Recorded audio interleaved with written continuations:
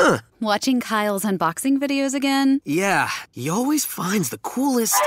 No way! A robot dog? Gotta ask where he got it. Or use your Samsung Galaxy S24 Ultra. Just draw a circle around the dog on your screen, and it shows you where to buy it right in the app. Oh, I just learned a new trick. And that for once, I beat Kyle to the next big thing. Circle it, find it with the new Galaxy S24 Ultra and circle the search with Google. Get yours now at Samsung.com. Internet connection required. Results may vary based on visuals. But I want to talk to you about something called the dark triad. Is there a point at which things go beyond mental illness and just become pure evil?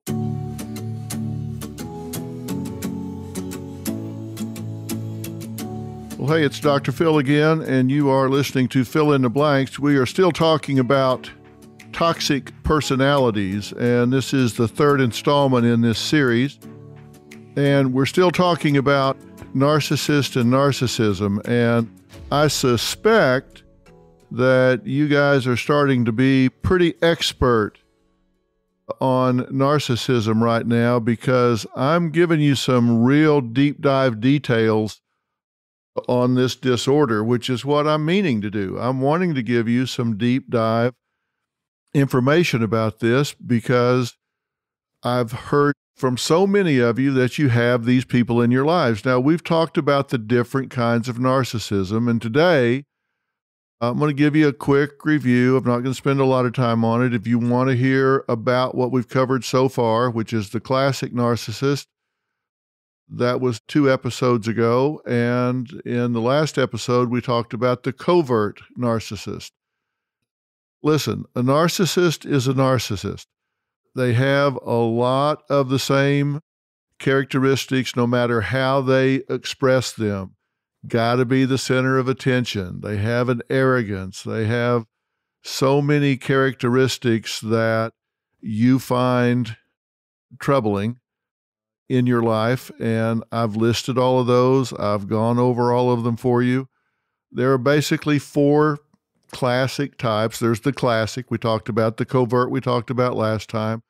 Today, we're going to talk about the communal narcissist and the malignant narcissist. And we're going to spend most of our time on the malignant narcissist because, in my opinion, this is the most dangerous narcissist of all. And you're going to find out why in a fast hurry. Now, as I say, I'm not going to spend a lot of time going back over all of the characteristics of the narcissist because you're getting to be expert on these things right now. But you know, they're grandiose. They have big egos. They have to be the center of attention. They are people that just don't take well to criticism. They always have to be the center of attention if they're the classic narcissist. Now, the covert narcissist is a little different in their approach, but trust me, all of those same traits and characteristics are there. And I have heard from so many of you since I put out the covert narcissist episode that said, oh my God, I'm so glad that I have a label on this now because I didn't realize what was going on in my life. I was getting gaslit so much and manipulated so much by these people, I didn't realize it. I didn't realize what was going on. Now, you know, I've said I want this to be a conversation and not some kind of presentation that you would get if you went to a seminar or some graduate school class somewhere. I just want to talk about this. So I've gone and read so many of your comments, so many of your posts after listening to these. It takes me back to when I was in school because we had that graduate student syndrome, and we really had it in general psychology as well, where every disorder we studied, we had. It's like, okay, as soon as you start reading all the traits and characteristics, we all came out of class on anxiety neurosis thinking, oh my God, I'm an anxiety neurotic. Or we came out of a class on personality disorders, all convinced that we had a personality disorder, and maybe we did. But you focus on these things so much, you start taking your own personal inventory and start thinking, oh my God, am I that? Let me tell you why we have a tendency to do that. As I said, I think all human behavior is on a continuum. So it goes all the way from, really humble, laid back people that wouldn't yell fire if they were on fire, all the way to the narcissist that thumps their chest and tells you how great they are every time they open their mouth, never gives you a chance to talk. It's got to always be about them. So that's on a continuum. And so are you on that continuum? Of course you are. We all are on the behavior continuum, from when we're completely comatose asleep to all the way to when we're our most animated and have moments where we're maybe full of ourselves. But the fact that you have moments where you lapse into that doesn't make you a narcissist. And I made a point last time that after reading all your comments, I think I need to underline, and that is there's a difference between narcissism and a narcissistic personality disorder. You can have a degree of narcissism and not qualify as meeting the criteria for the diagnosis of a narcissistic personality disorder. That's because we all have those traits and characteristics. And by the way, malignant narcissist is not a diagnosis, really. It's a descriptor. And I'm not really into labels in the diagnostics. We really have those as much as anything else for insurance purposes, because when we're in private practice and you turn in something, you got to put a code down so they know how to categorize it and, how to code it into their system so they know what to pay for and et cetera. So it really kind of backed into this where everybody has to be in a certain category. And I don't think it's really distinct as all that. And oftentimes those lines are pretty blurred. But I do believe there is something called the malignant narcissist. And this was first talked about by Erich Fromm in 1964. And then about that time, Kernberg came afterwards and started listing a bunch of symptoms and traits and characteristics. And Gunderson and Renningstam did some really great research on this. So if you're one of those that likes to go look up the studies in the literature, there you have it. But the definition is kind of this: a person who has symptoms of both the narcissistic personality disorder and the antisocial personality disorder, or the psychopath, what's usually referred to in lay conversation as somebody's a psychopath. And these things show up as arrogance, a need for power and recognition, and tendencies to use and exploit others for selfish reasons. And like most personality disorders, malignant narcissism interferes with relationships, and it's not something that responds very well to treatment, frankly. In fact, narcissists sometimes use treatment as a training ground. They say, okay, they say that we exploit people and we don't have empathy and we don't show remorse. So I'm going to go to therapy and let some therapist teach me how people that do have those things behave. And then I'll know how to mimic those, because narcissists can be very manipulative, and certainly psychopaths are really manipulative. Now, there is a difference between the narcissistic individual and the psychopathic individual. I'm going to tell you what it is later on. I'm going to make myself a note so I don't forget, because I don't want to get into it just yet. I'll make a note so I don't forget that. But I want to talk to you about something called the dark triad.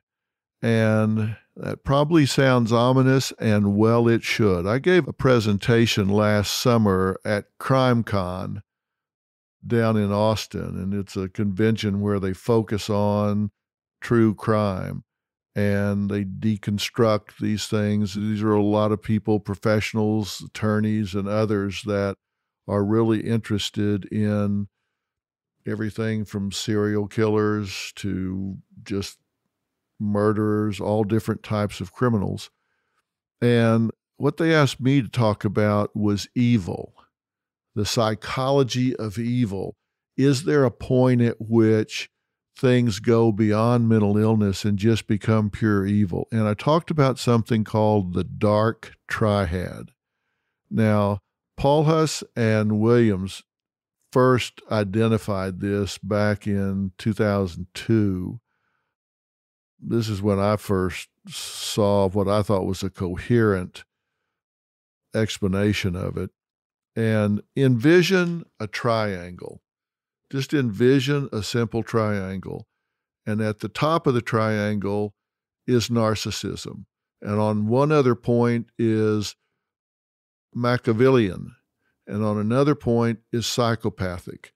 Now, if you have those three things operating at one time, then you're talking about what I consider to be a malignant narcissist.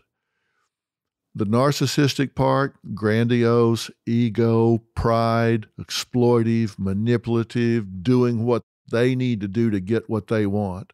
I'm Katie Maloney, I'm 37, a divorcee, and I'm out here falling in love every day with myself. And I'm Dana Cathan, 33, former needy mess, and delusional Leo, but I've never been happier. Never been happier. You know that. Good. The foundation of this podcast is for people who want to live their life unapologetically. It's a safe space for anyone who's going through a transition in their life or just dealing with the regular bullshit. It's a religion. We're not saying that we're looking to start a coven, but that might be why we started this podcast. But we're not saying that. Join our cult. Community. The coven. Religion. Okay, let's just stick with community. Listen to the podcast. Listen to the podcast.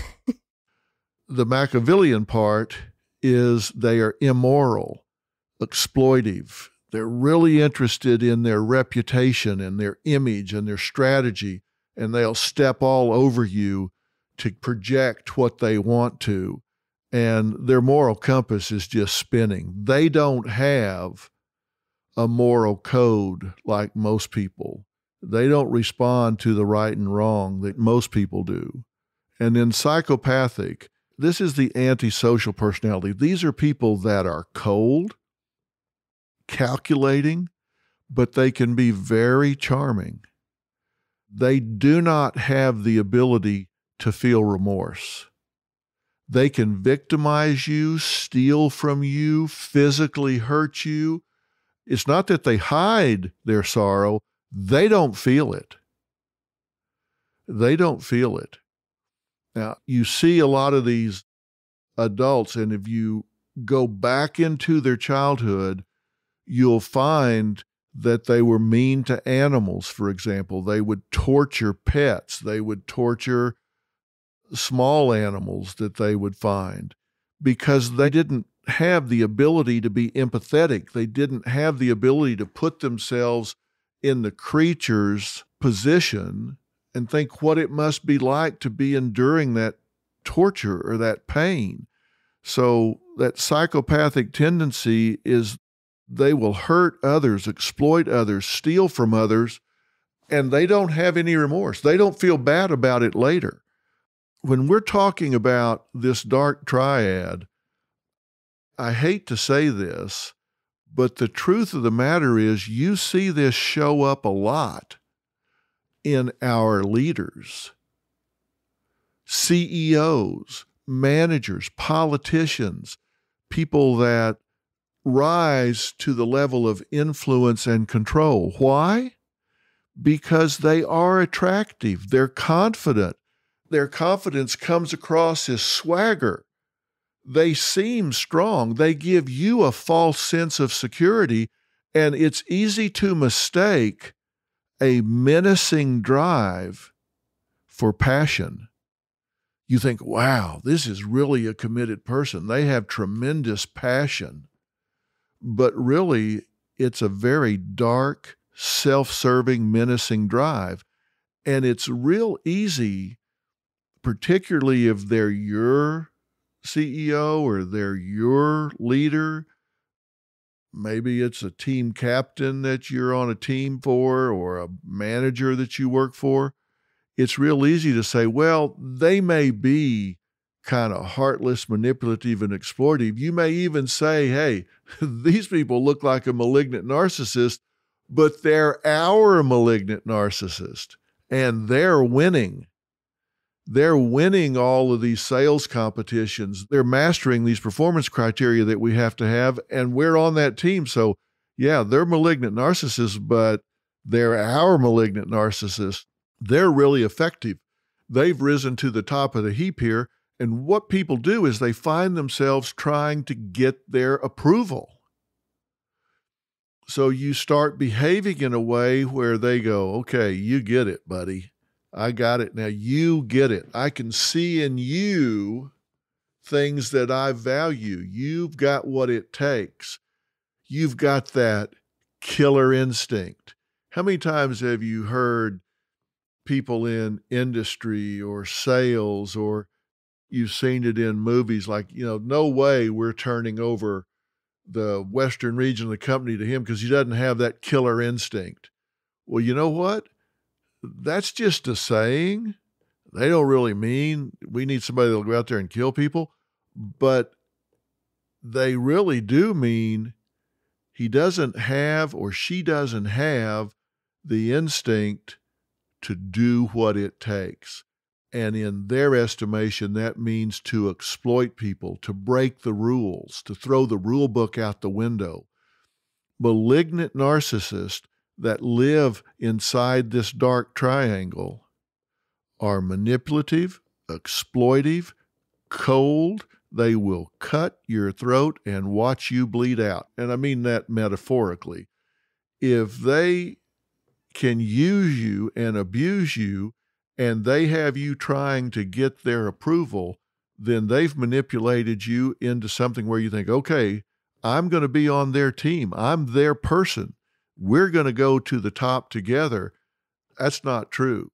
They have no loyalty to anyone except themselves. These are the most dangerous leaders, the ones that try to get you to win their approval. Then they use you, abuse you, and then discard you. And the trap is they seem to get things done, so they get you to start believing in them. So, I'm telling you, malignant narcissist is not a formal diagnosis, but it's a common term that we use to describe the traits and symptoms of both the narcissistic personality and the antisocial personality, or what most people in lay terms call the psychopath. So, what are we talking about? Grandiose attitudes. They feel superior to others. They have an excessive need for praise and validation. They have a poor reaction to even the slightest criticism. They don't want to hear, hey, that was a great job, but if you had just, no. You need to put a period at the end of that. That was a great job, period. They don't want to hear, that was a great job. If you had done this, no, they don't want to hear that. They're users and abusers. They are power hungry. They take everything personal. And this is what you need to understand about these people. The malignant narcissist takes everything personal. It doesn't matter how you mean it. You could be talking about the situation. You could be talking about circumstances that you all found yourself in. But anything that is critical, they're going to take personal and consider it an attack on them. They are evil, ruthless, vengeful, vindictive, and paranoid. And it's interesting when we call these people paranoid because they leave enemies in their wake. Malignant narcissists, as I said, these are people that exploit a lot of people. They step on a lot of people, use, abuse, and discard a lot of people. So just think about the wake that's left behind a boat. Think about a boat going across the lake. What happens behind it? It disrupts the water. It leaves a wake behind it. And malignant narcissists have a lot of enemies in their wake. So are they paranoid? Yeah, they're paranoid, but they do have people that probably are enemies, probably don't wish them well, probably will take any and every opportunity to sabotage them. So they have to have their guard up because they've burned people along the way. So when you have a mix of these characteristics, you're not going to be good at relationships. Think about it. Do you want to be in a relationship with somebody that is 100% all about them? They will use you. They will take credit for what you do. They will throw you under the bus every single time it comes down to it. Maybe you guys are working on something together at work and it goes badly. When the boss comes around, they're throwing your ass under the bus every single time. They will go behind your back and stab you in the back. These are people that will lie, cheat, steal, and throw you under the bus if it helps them thump their chest, if it makes them look better by comparison. I talked about leveling, and leveling is really interesting with these people. We're going to talk about that. So think about a combination of narcissism and then add to it all the characteristics of the psychopath. And what are those? Psychopaths tend to be aggressive.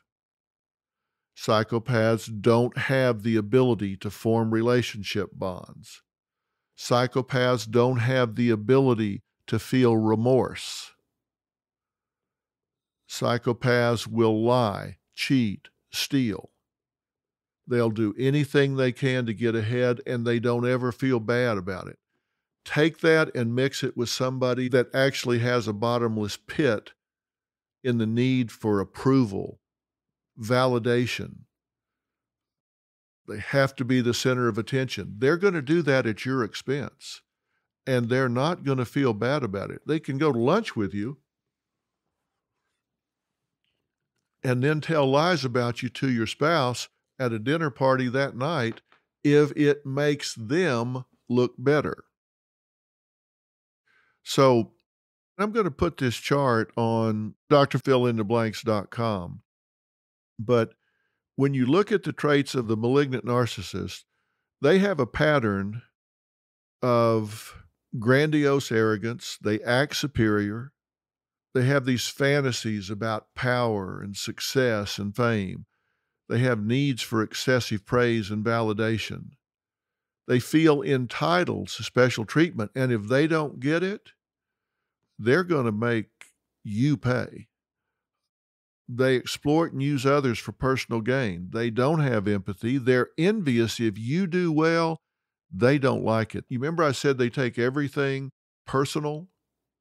If you get a promotion, they take it personal. You may not even work at their company. And if you get a promotion, they take it personal. If you get a new car, they take it personal. If you guys have a wonderful, healthy baby, they take it personal. They think every success that anyone else has is at their expense.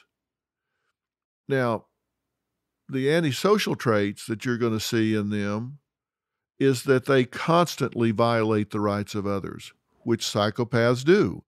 Psychopaths, as I said, they don't have boundaries, they don't have a moral compass, so they're going to violate other people's rights. Malignant narcissists do that. They break the rules, they break the law. Psychopaths are constantly deceiving others. They lie. And malignant narcissists will do that. They just aim their lies to feather their own nest always. They do it to aggrandize themselves, to make themselves look superior in every way. Psychopaths are very impulsive. They don't have good decision-making skills, and they're often irritable and aggressive. Now mix that with a constant need for admiration and the tendency to personalize everything. So now you've got somebody that's irritable and they're aggressive and they personalize anything and everything you do. they're going to attack you anytime you are sharing something of success with them. So this can get to be really, really difficult to live with.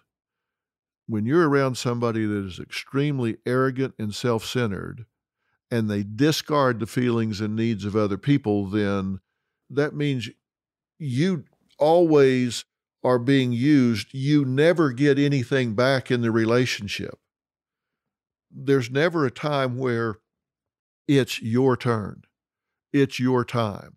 There's never any time where they come to you and say, how are you doing? And if they do, and this is very important, if a malignant narcissist comes to you and says, how are you doing? Did you have a hard night? Did you have a hard week? Is something going wrong? They're not interested in you. What they're doing is gathering information that will be turned into leverage to be used against you at a later time. You can never trust a malignant narcissist. If they come to you and they seem interested, they seem empathetic, they seem sympathetic, they seem to be concerned about your well-being, it's a manipulation. They're gathering ammunition to use against you later. They manipulate you so they can get leverage. Maybe it's against you, or maybe it's to use with somebody else. They're always fantasizing about ways to obtain more power and dominance over you. And if you share with them, if you take them into your confidence, you're giving them ammunition. Like, for example, you might be talking to a malignant narcissist and say that you find them, because they're so cold and manipulative, on a given day, they might be seemingly interested in you. And you go, wow, this is different.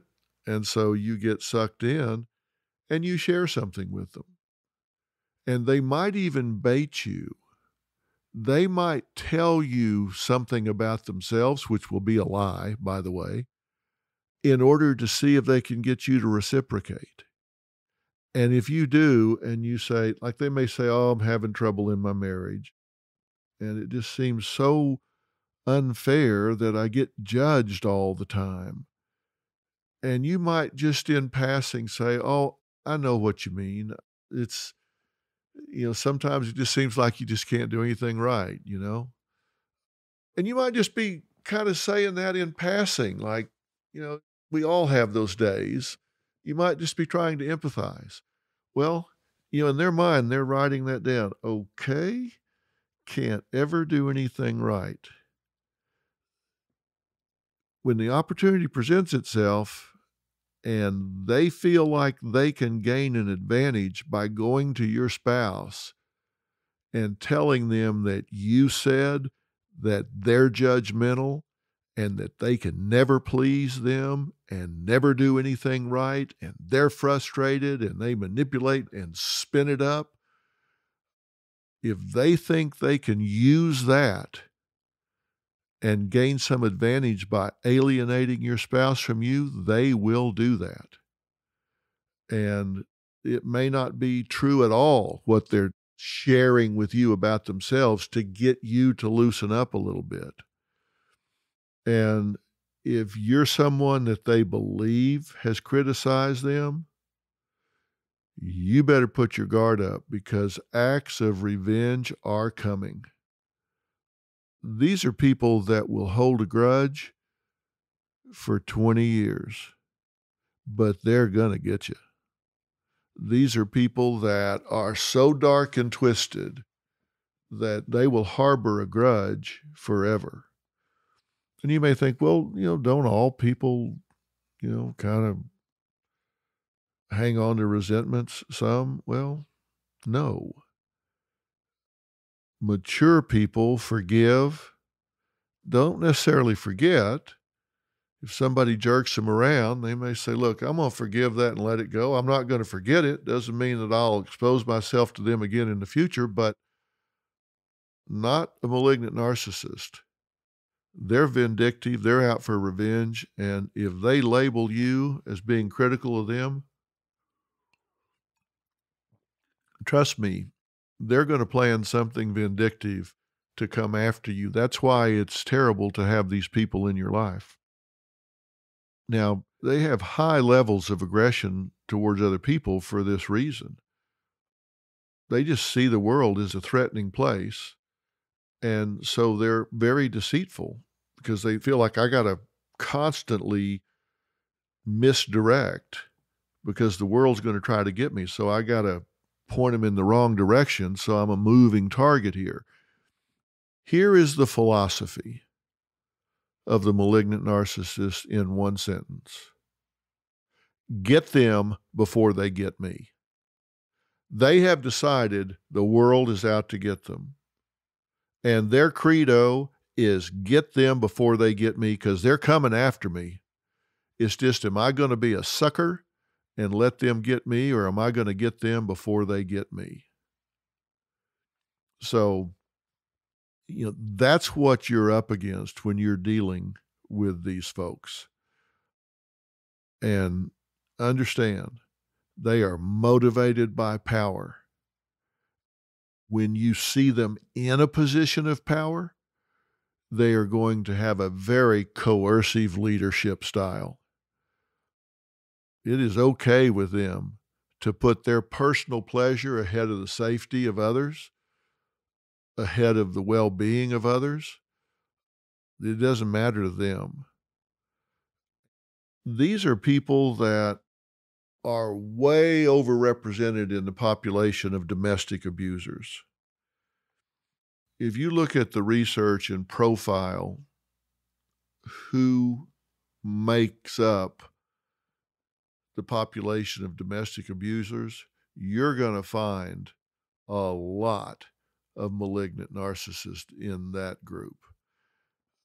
In graduate school, we had to go do, they called them externships, but we had to go do volunteer work at the city and county. And, a lot of times you hear about people going into court, family court or criminal court, and they've had a restraining order on them because there's been problems in the home or whatever. And so the judge might say, okay, you're going to anger management because you've put your hands on your wife in anger.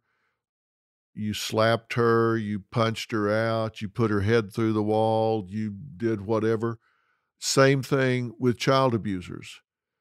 I've had to do groups where you have 12, 15, as much as 20 people in a group that have been assigned by the court to go through this group therapy because they're abusers. I mean, they fly into rages and abuse their spouse or their child. Now, I was naive at the time and I thought, oh man, these people are going to come in on, such a shame trip. They're going to be embarrassed to show their face down there. And, they're going to come in, they're going to sit there like, oh my God, I cannot believe I did this. I can't believe I'm here. I can't believe I have to sit in front of these people and talk about this. So I thought it was going to be like pulling teeth to get anybody to talk, to get anybody to participate. Man, did this naive young student get the wake-up call of his life. I found these to be the most arrogant, belligerent, unapologetic group of people I had ever seen in my life. They were bragging about what they did. They were blaming the victim. They didn't deny it. They said, oh, she exaggerated all of this. She made all this up. But before they finished the paragraph, they were saying that they were provoked into doing this, that the judge didn't understand or they wouldn't be there. This wasn't their fault. this was pushed on them. They were the most unapologetic, belligerent people I'd ever seen in my life. That's what you're dealing with when I'm talking about malignant narcissism. No empathy whatsoever. I would pull their file out and I'd say, okay, Bob, let's see exactly what we're talking about here. So just exactly why are you here? Well, you'll have to ask the judge that. Well, no, I'm asking you that. Why are you here? Well, we fight like everybody else. Oh, really? Well, let's see here. On 6 different occasions, you've choked your wife to unconsciousness. You put her head through a plate glass window and she had 142 stitches. Oh, by the way, you did this in front of your 3 children. You've broken 4 of her ribs and knocked out 9 of her teeth. Think that would have anything to do with why the judge sent you down here?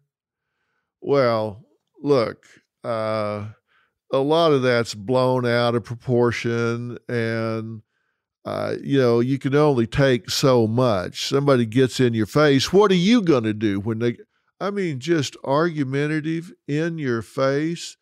And I look around the room to see if people are appalled, and there are a few, but for the most part, they're just waiting their turn.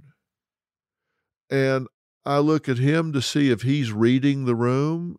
Is he embarrassed about this when he said it out loud, when I've read his file out loud to confront this? Is he at all going to feel like, oh my God, you just raised the price of poker on me there, Mr. Group Leader? No,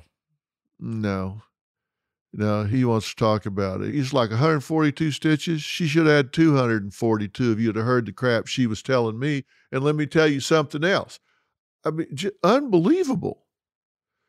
That's what I'm trying to get across to you with a malignant narcissist. And why am I telling you all of this? Because I want to get across to you, you ain't going to change these people.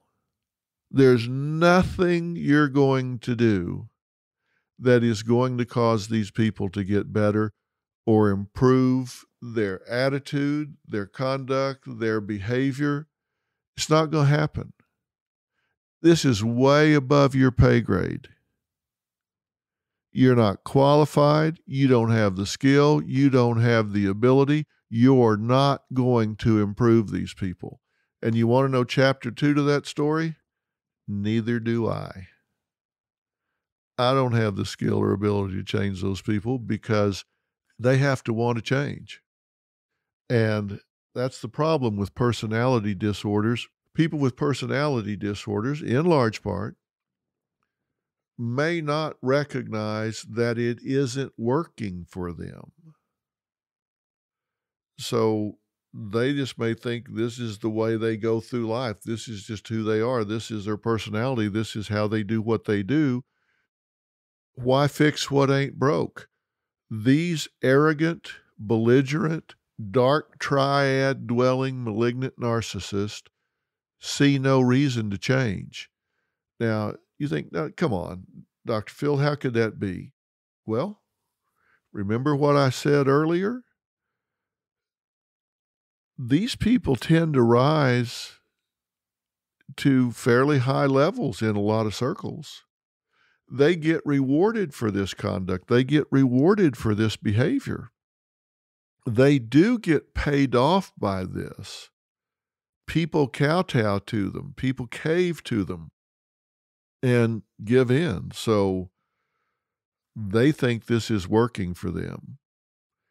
And remember, their major attitude is get them before they get me.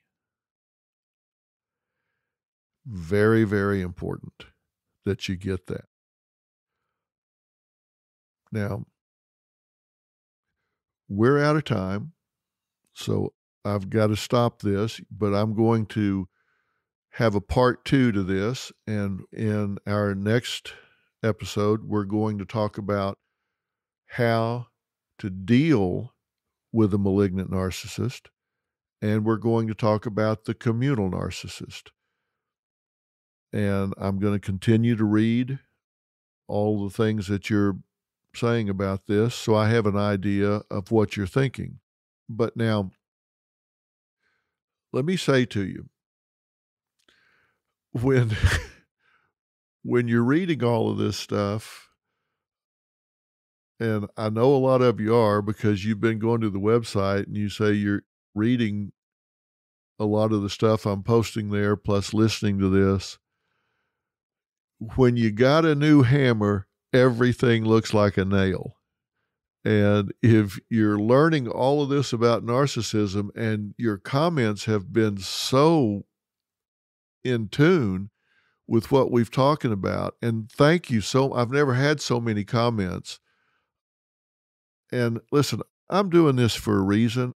I'm doing this because I really want to have an impact on all of you and all of your lives beyond the show.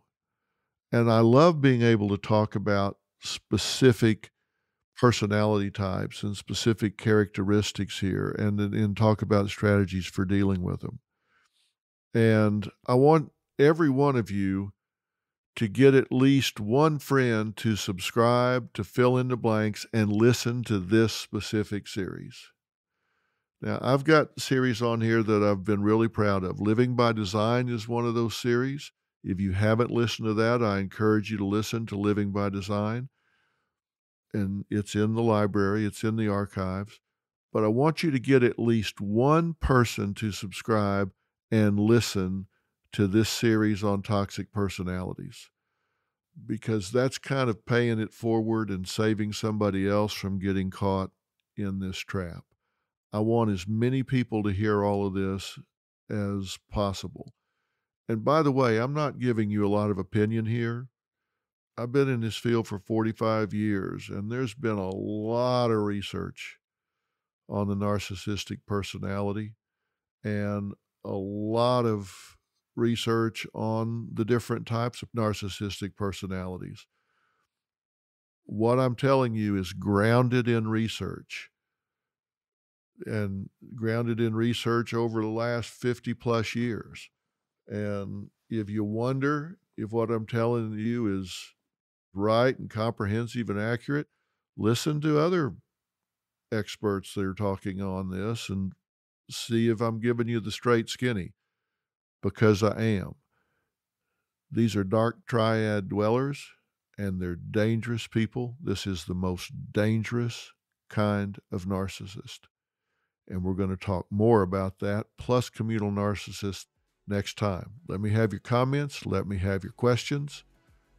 I will see you, or I will at least be talking to you, next Tuesday. Have a good week.